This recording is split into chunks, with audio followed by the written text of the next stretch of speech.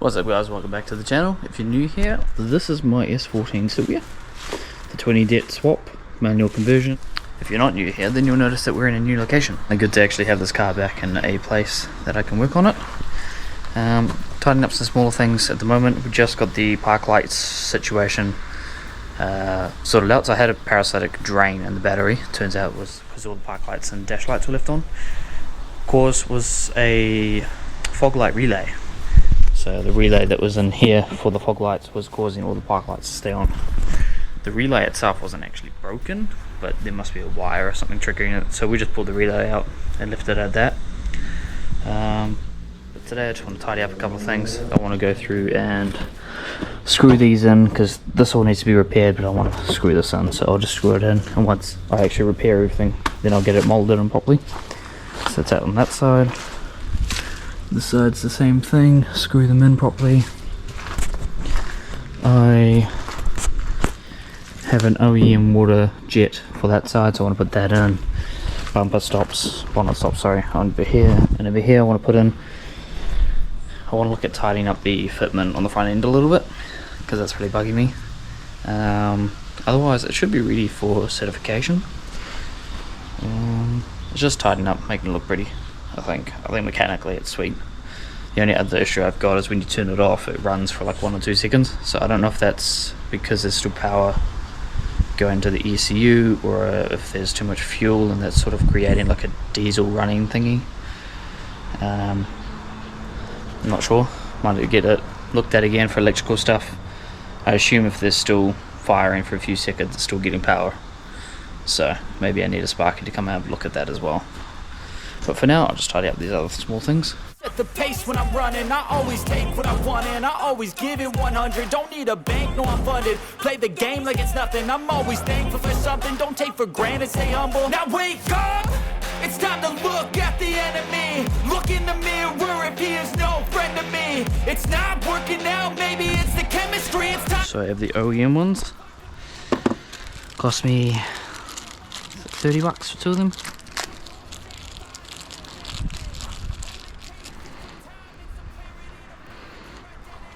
Yeah, I don't know if they go here or they go here.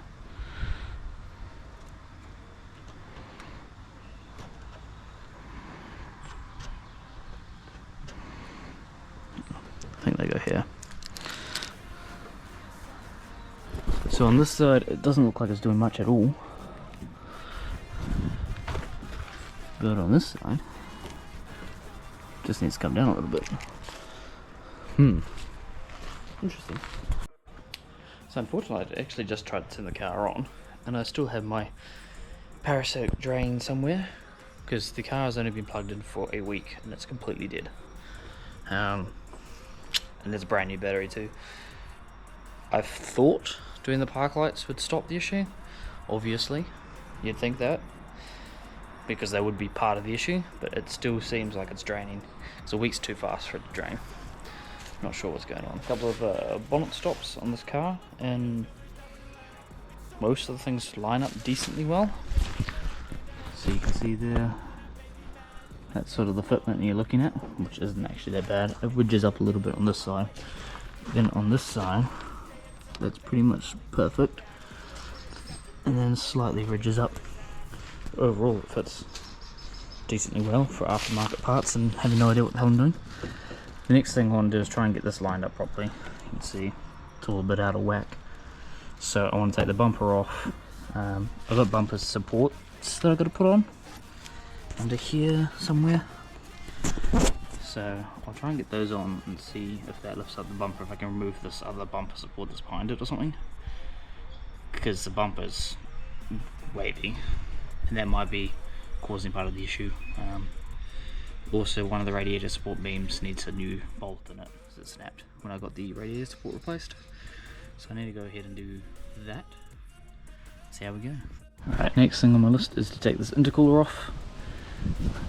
So it's just the 2 screws there and 2 screws on that side. And unfortunately, I super glued these in, and now they're not coming out because they weren't clipping in.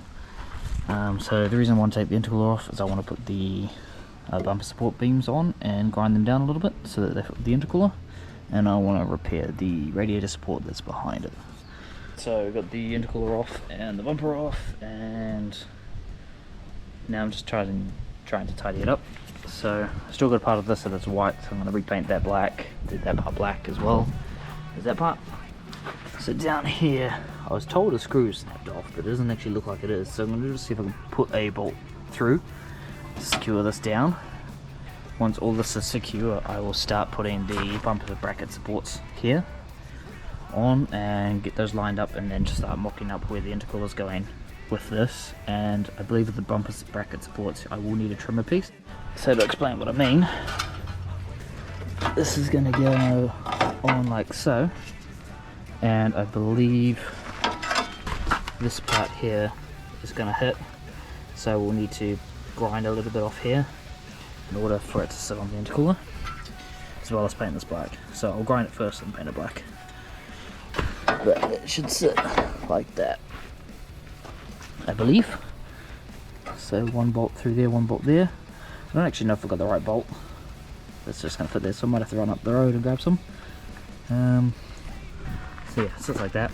And then the bumper support, the other one over there, will sit on top, which I also want to trim down a little bit. So I want to sort of adjust it here if I can, the fender, as well as this part here, for the headlight to go down a little bit, because I think the headlight's pivoting up, which is pushing the corner light like out in some weird direction.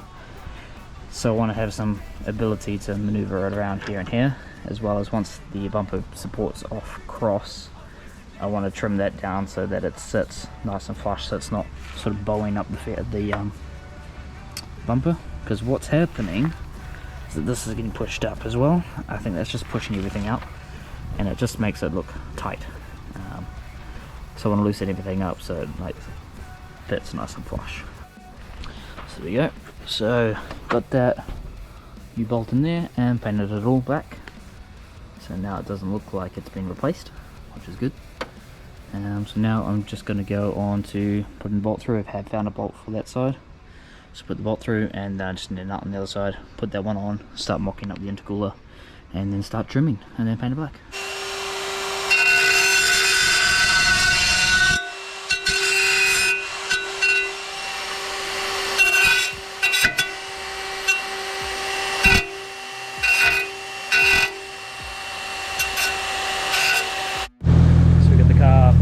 Back together, so brackets are on, nice and black, fitting nicely. I sort of want to go ahead and actually get this whole car, with all the intercooler parts, re-powder coated, and then go ahead and should have taken out the motor and painted it all. That would have been a smart idea, because it looks a bit tacky. But yeah, that's on.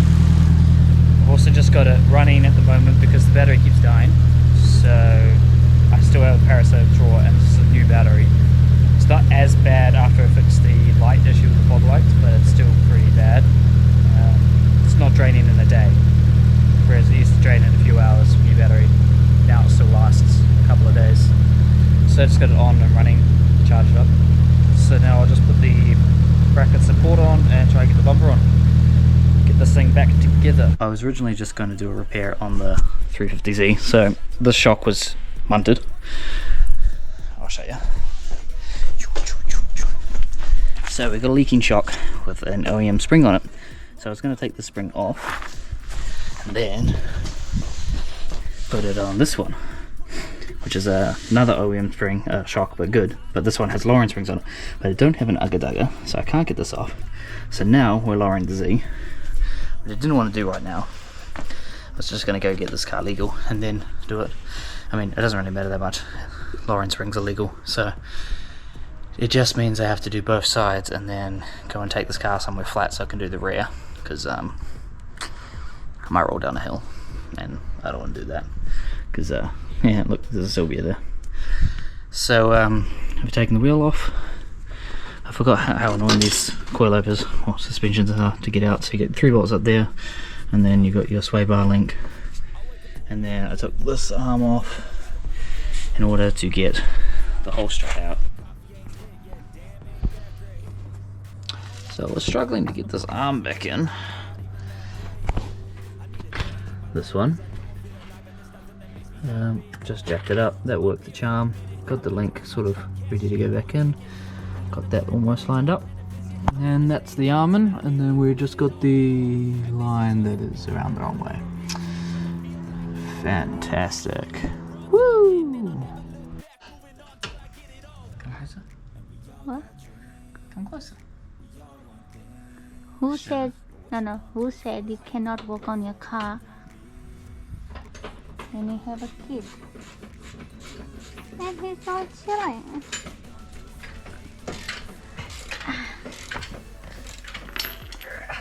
How close you want me to be? That's good.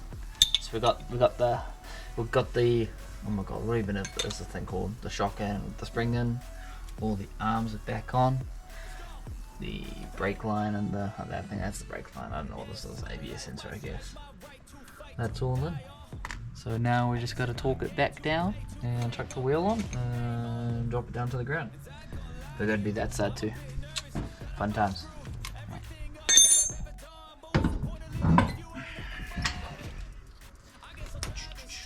And this is how you put the wheels on, guys.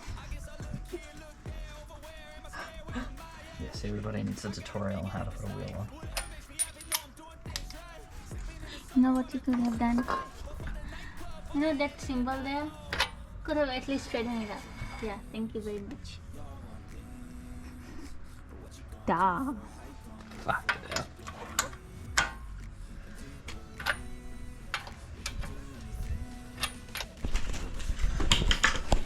Well, it doesn't really look like wood so far. If it has, it's really only lowered it like an inch. A little bit shy apparently.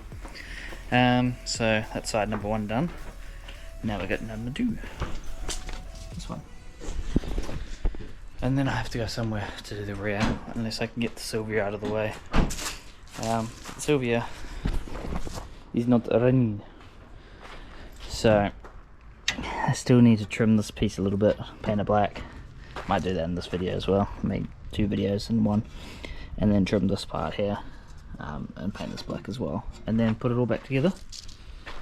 Hopefully that pulls the bumper support down. Puts that in place somewhere nice. Same on that side. Alright, Silvia is back together now. Been a while. I've been doing this video for literally like a month. Turns out newborns are really time consuming. So there we have it.